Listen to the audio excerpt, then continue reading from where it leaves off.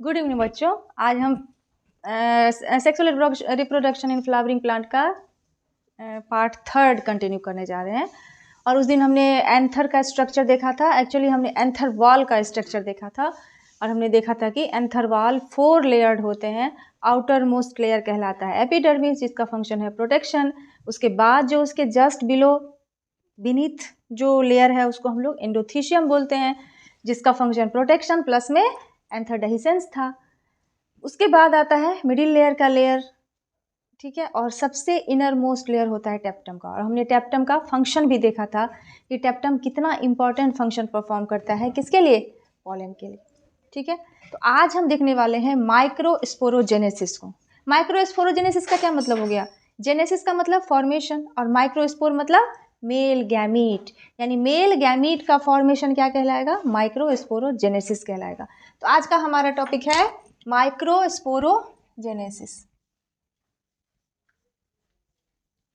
Microsporogenesis इसका क्या मतलब होगा? फॉर्मेशन ऑफ माइक्रोस्पोर्स, ठीक है। Formation of microspores.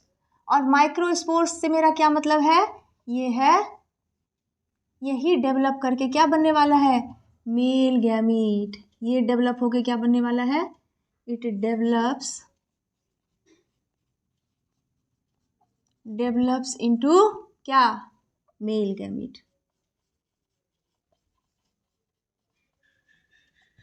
ठीक है। अब हम देखने वाले हैं कि कैसे माइक्रोस्पोर का फॉर्मेशन होता है। बच्चों, उस दिन हमने एंथर का स्ट्रक्चर देखा था। इस तरह से हमने बनाया था, बाइलोब्ड एंथर का स्ट्रक्चर बनाया था। और बाइलोब्ड स्ट्रक्चर जो एंथर का है उसमें क्या प्रेजेंट थे? एंथर के इनसाइड क्या है? माइक्रोस्पोरेंजियम है, ठीक है। माइक्रोस्पोरेंजियम जो होता है यही क्या बन जाता है? इसी को हम क्या बोलते हैं? पॉलन सैक बोलते हैं। और ये वाल वाला आज हम लोग नहीं पढ़ने वाले, वाल वाला हम पहले ही पढ़ चुके हैं, एंथर वाल का सारा कहानी। तो अब हम पढ़ने वाले हैं इस माइक्रोस्पोरेंजियम का किस्सा कहानी, इसके बारे में जानने वाले हैं आज। तो ये है माइक्रोस्पोरेंजियम,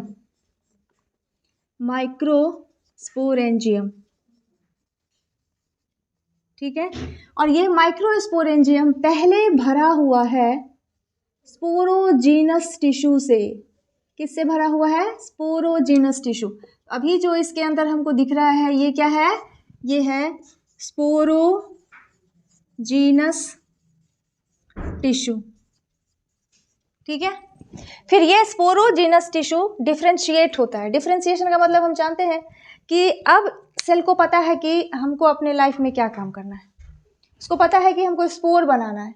तो ये डिफ्रेंशिएट होकर क्या करने वाला है? क्या बनने वाला है? माइक्रोस्पोर मदर सेल बनने वाला है, ठीक है। तो अब ये डेवलप कर गया और ये माइक्रोस्पोर डेवलप करके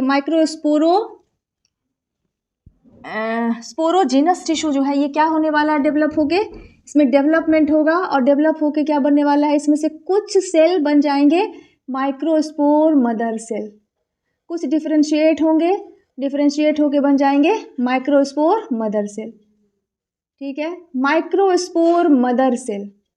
अब ये जो माइक्रोस्पोर मदर सेल है इसमें क्या होगा? इसमें होगा मियोसिस। इसमें क्या होगा? मियोसिस। यानी मियोसिस अगर हो रहा है बेटा तो इसका क्या मतलब है कि अभी इसके अंदर जितने भी सेल हैं वो डिप्लॉयड हैं, क्योंकि मियोसिस हमेशा डिप्लॉयड सेल में होता है जिसमें 2 सेट ऑफ क्रोमोसोम है। हैप्लॉयड सेल में कभी मियोसिस हो ही नहीं सकता है, क्योंकि हैप्लॉयड सेल में अगर मियोसिस होगा तो क्रोमोसोम का नंबर भी हाफ हो जाएगा। तो अगर n सेट ऑफ क्रोमोसोम है यानी हैप्लॉयड, तो उसका आधा क्या हो जाएगा? n/2, और ये हो नहीं सकता। तो हमेशा मियोसिस होगा किसमें? डिप्लॉयड सेल में, यानी 2n वाले सेल में हमेशा मियोसिस होगा। यानी यहाँ जो ये माइक्रोस्पोर मदर सेल है ये क्या है?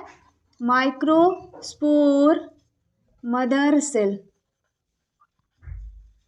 और यही माइक्रोस्पोर मदर सेल का दूसरा नाम होता है, इसको हम क्या बोलते हैं? शॉर्ट में क्या बोल सकते हैं इसको?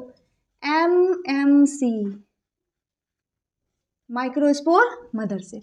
और इसी का दूसरा क्या नाम है, इसी का नाम है पॉलन मदर सेल। या तो हम इसको माइक्रोस्पोर मदर सेल बोले या इसका दूसरा नाम क्या दें, pollen mother cell, pollen mother cell. और इसको शॉर्ट में क्या लिख सकते हैं, PMC, पॉलन मदर सेल। अब इसमें होगा, इस पॉलन मदर सेल या माइक्रोस्पोर मदर सेल में क्या होगा, मियोसिस। और मियोसिस होने के बाद एक सेल से कितने सेल बनते हैं, 4 सेल्स बनते हैं। ठीक, तो अब यहाँ पे मियोसिस के बाद एक मदर सेल से कितने सेल बनने वाले हैं, 4 मदर सेल। ठीक है, और ये डिप्लॉइड था, ये माइक्रोस्पोर मदर सेल या पॉलन मदर सेल क्या है, डिप्लॉइड है, 2n है। अब इसमें जब मियोसिस होगा तो ये क्या बन जाएगा, माइक्रोस्पोर बन जाएगा। और वो माइक्रोस्पोर कैसे होंगे, डिप्लॉइड से हैप्लॉइड। ठीक, क्योंकि मियोसिस हो रहा है यहाँ।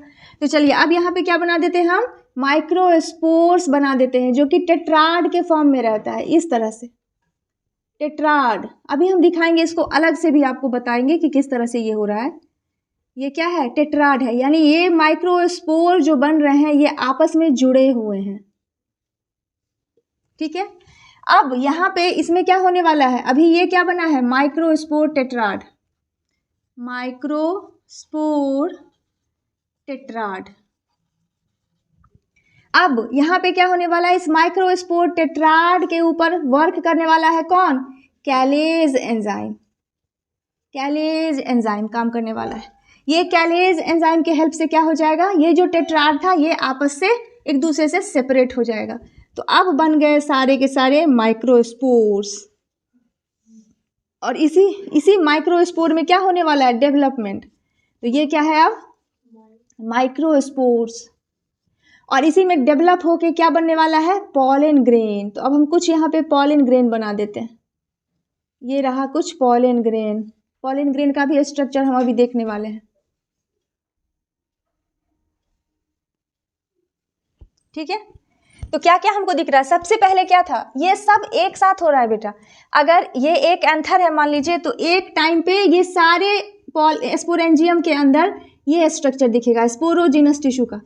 फिर एक साथ सब में होंगे क्या चीज़, सब में डिफरेंशिएशन होगा और बनेगा माइक्रोस्पोर मदर सेल या पॉलन मदर सेल।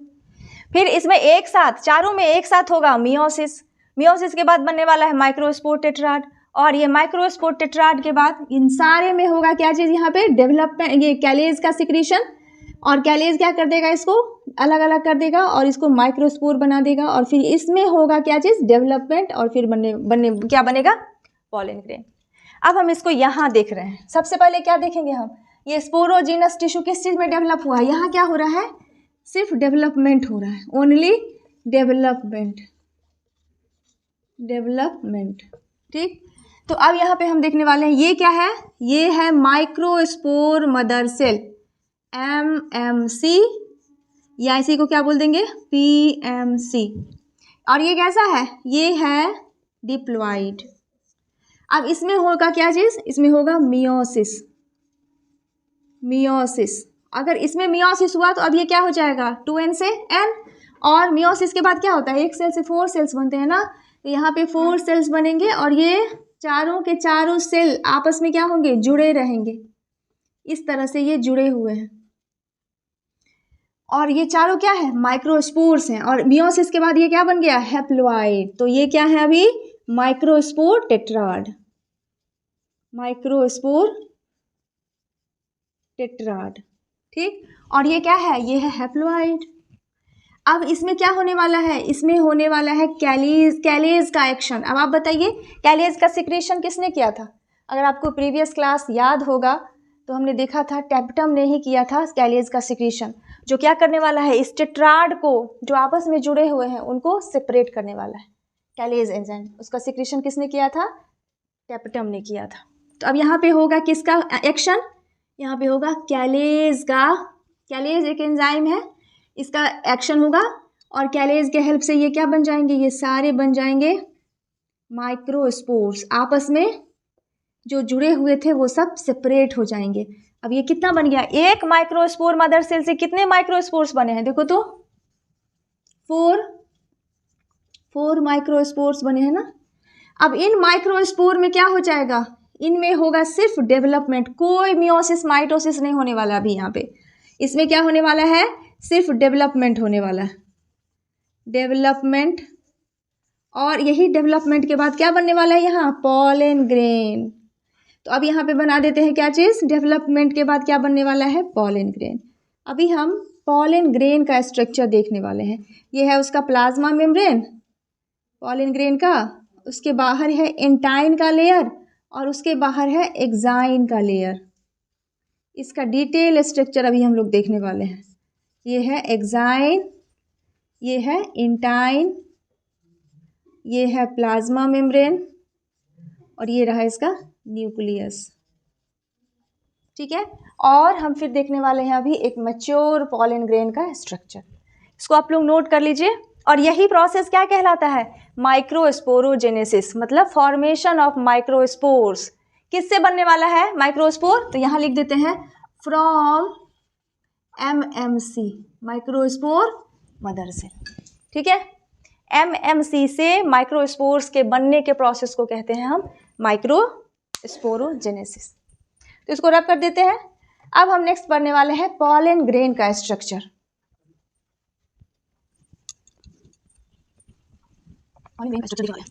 सबसे पहले हम देखेंगे स्टडी ऑफ पॉलन ग्रेन हम किसको बोलते हैं। Study of pollen grain is known as, देखते हैं यहाँ पे। अब हम पढ़ने वाले हैं पॉलन ग्रेन के बारे में। पॉलन ग्रेन,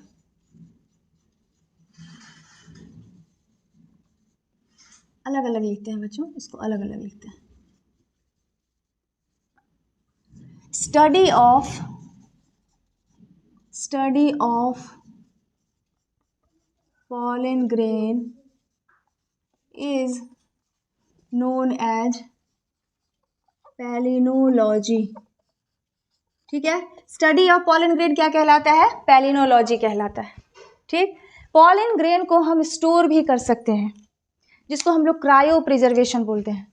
पॉलन ग्रेन को हम स्टोर कर सकते हैं, जिसको क्रायो प्रिजर्वेशन बोलते हैं। और पॉलन ग्रेन को हम स्टोर कर सकते हैं किस पे, लिक्विड नाइट्रोजन के अंदर -196 डिग्री टेम्परेचर पे हम यूज़ कर सकते हैं इसका आर्टिफिशियल हाइब्रिडाइजेशन में। ठीक है, इसको भी डिटेल में हमको पढ़ना है इसी चैप्टर के अंदर। चलिए, तो अभी देखते हैं हम स्टडी ऑफ पॉलन ग्रेन कहलाता है पैलिनोलॉजी। अब size of pollen grain, size of pollen grain कितना होता है, ये होता है 25 to 50 माइक्रोन। ठीक है, अब आप बताइए पॉलन ग्रेन हैप्लॉइड होगा या डिप्लॉइड होगा। ये माइक्रोस्पोर से डेवलप कर रहा है ना, और माइक्रोस्पोर बना है by the process of meiosis. Microspore mother cell में मियोसिस हुआ, मियोसिस के बाद बना है माइक्रोस्पोर, तो ये हैप्लॉइड होगा, क्योंकि पॉलन ग्रेन भी तो माइक्रोस्पोर से डेवलप करके बना है। उसके बाद कोई डिवीज़न या कुछ भी नहीं हुआ है, ना कोई फ्यूज़न हुआ है, ना कोई डिवीज़न हुआ है। तो पॉलन ग्रेन जो बना है वो हैप्लॉइड स्ट्रक्चर है, क्योंकि वो मियोसिस के बाद जो माइक्रोस्पोर बना है उससे डायरेक्ट डेवलपमेंट के बाद बना है। ठीक है, तो ये कैसा स्ट्रक्चर है, लिखो पॉलन ग्रेन्स, या ऐसे लिखे pollen grain is haploid structure. ठीक है, अब हम स्ट्रक्चर देखते हैं पॉलन ग्रेन का। अभी हम जस्ट थोड़ी देर पहले देखे थे, अभी फिर से एक बार देख लेते हैं। ये रहा इसका पॉलन ग्रेन का, ये क्या है, प्लाज्मा मेम्ब्रेन। इसके बाद इसके अंदर क्या है, इसके बाहर एक और लेयर है जिसको बोलते हैं एंटाइन का लेयर, और इसके बाहर है एक्साइन का लेयर। अभी जस्ट हमने पढ़ा है, पर अभी हम इसको और भी डिटेल में पढ़ने वाले हैं। ये क्या है, एक्साइन, ये क्या है, एंटाइन, ये रहा प्लाज्मा मेम्ब्रेन। ठीक, तो ये है एक पॉलन ग्रेन का स्ट्रक्चर। अब हम देखने वाले हैं ये एक्साइन क्या है, एंटाइन क्या है, और एक्साइन और एंटाइन का क्या मतलब कॉन्स्टिट्यूएंट, ये किससे बना हुआ है। तो सबसे पहले देखेंगे एक्साइन। एंटाइन पहले देख लेते हैं। एंटाइन जो होता है ये इलास्टिक स्ट्रक्चर है, और ये बना हुआ है सेल्यूलोज और पेक्टिन से। ठीक है, और ये कंटिन्यूअस स्ट्रक्चर है। देखिए बच्चा, ये कहीं पे भी इसका ये कहीं पर भी इसका ब्रेकडाउन नहीं हुआ, ये कंटिन्यूअस स्ट्रक्चर है। तो इंटाइन कैसा स्ट्रक्चर है? कंटिन्यूअस लेयर है ये, जो किसको सराउंड कर रहा है? प्लाज्मा मेम्ब्रेन को।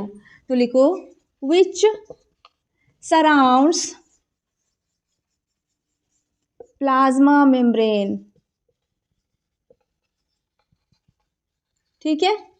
अब इंटाइन का कंपोजिशन ये किससे बना हुआ है? तो लिखो मेड ऑफ, यानी इंटाइन इज मेड ऑफ, किससे बना है?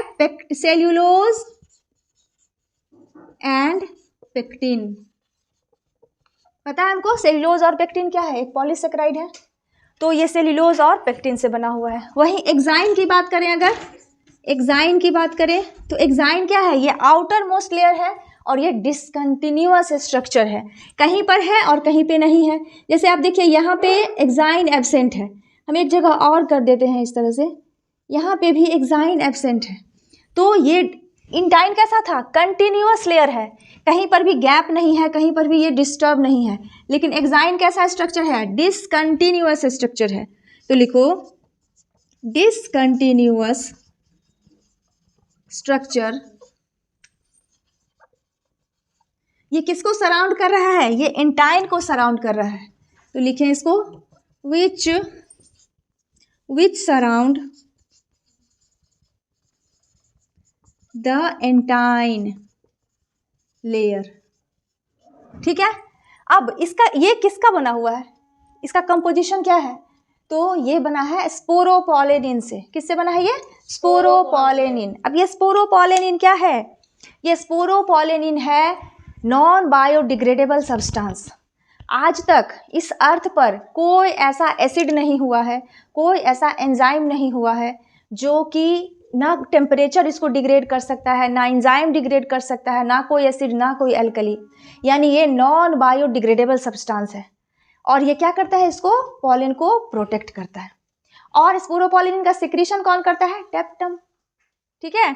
तो देखो इसका लिख लेते हैं, ये किससे बना है? इसका लिख लेते हैं, ये कंपोजिशन क्या है इसका? तो exine is made of, exine is, यहाँ लिख लेते हैं, exine is made of sporopollenin, sporopollenin. ठीक है। और ये स्पोरोपोलेनिन क्या है? ये नॉन बायोडिग्रेडेबल सब्सटेंस है, नॉन बायोडिग्रेडेबल सब्सटेंस, मतलब ये डिग्रेड नहीं होगा कभी भी। और इस स्पोरोपोलेनिन के इस प्रॉपर्टी की वजह से ही पॉलन का फॉसिल मिलता है हमको।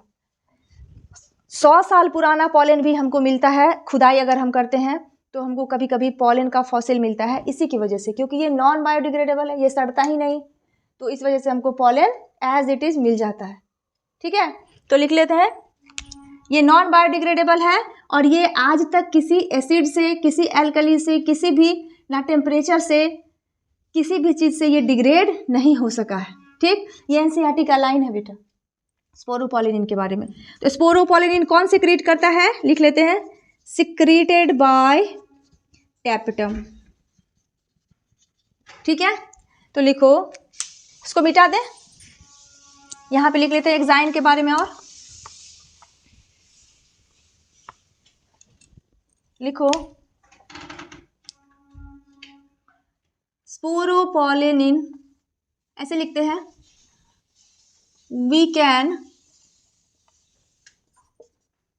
we can find the fossil of pollen।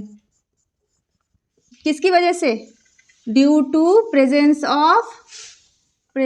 Of sporopollenin, sporopollenin. ठीक है। तो no any acid, alkali, enzyme, और ऐसे लिख देते हैं, and enzyme can digest the sporopollenin, pollenin. ठीक है, इसको नोट कर लीजिए, फिर हम मिटाते हैं इसको।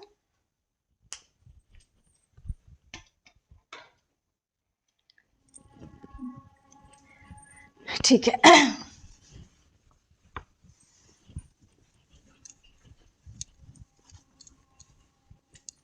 अब हम इसके आगे देखते हैं पॉलिन के ही बारे में। पॉलिन का न्यूट्रिशनल वैल्यू है बेटा, पॉलिन का क्या है, न्यूट्रिशनल वैल्यू है। इसको एथलीट्स जो हैं वो क्या करते हैं, कंज्यूम करते हैं।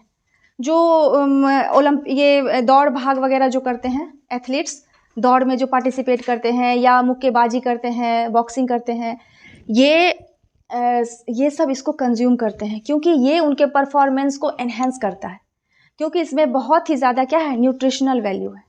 इसके अलावा पॉलन ग्रेन के चारों तरफ क्या होता है, पॉलन किट होता है।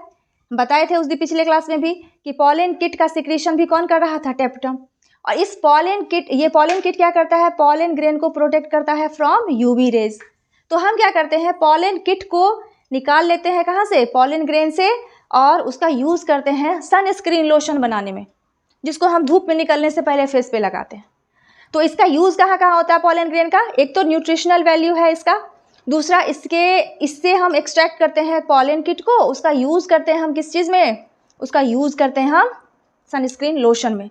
तो लिखो pollen grain has nutritional value. Foreign वगैरह में तो इसका टैबलेट्स वगैरह आता है, एनसीईआरटी में उसका डायग्राम भी दिया हुआ है, आप देखिएगा, पॉलन से बना हुआ टैबलेट्स वगैरह मिलता है। तो लिखो has nutrition value and consumed by कौन करता है, रेसिंग हॉर्स जो होते हैं, रेसिंग हॉर्स एंड एथलीट्स। और क्यों करते हैं इसका यूज, फॉर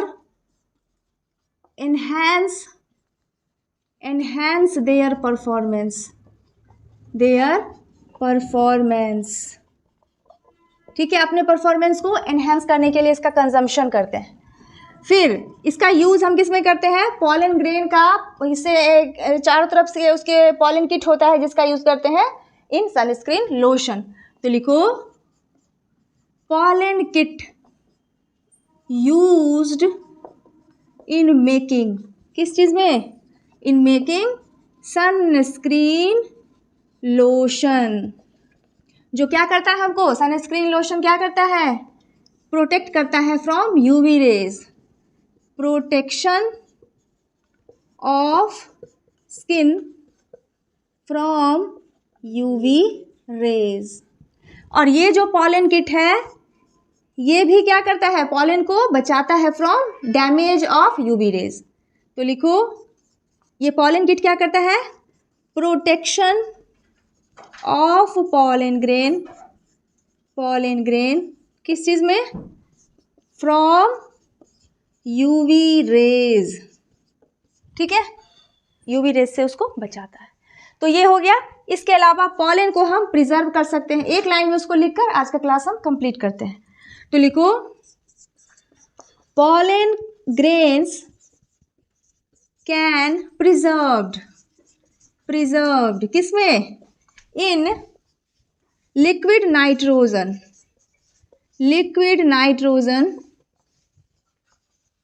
और टेम्परेचर कितना रहेगा, at -196 degree Celsius temperature, at in liquid nitrogen at 196 degree Celsius temperature. ठीक है, और इस प्रोसेस को क्या बोलते हैं हम, क्रायो प्रिजर्वेशन। तो लिखो दिस प्रोसेस इज नोन